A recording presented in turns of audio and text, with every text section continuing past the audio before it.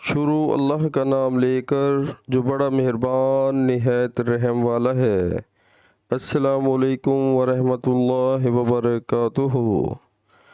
سلیم ابوطلحہ رضی اللہ تعالیٰ عنہ کی عورت رسول اللہ صلی اللہ علیہ وآلہ وسلم کی خدمت میں حاضر ہوئیں اور کہا کہ اللہ تعالیٰ حق سے حیا نہیں کرتا، کیا عورت پر بھی جب کہ اسے احتلام ہو غسل واجب ہو جاتا ہے؟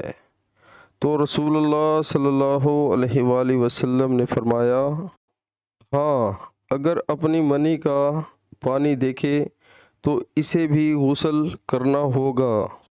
تشریح: اس بیان میں کہ جب عورت کو احتلام ہو تو اس پر بھی غسل واجب ہے۔ صحیح البخاری حدیث نمبر 282۔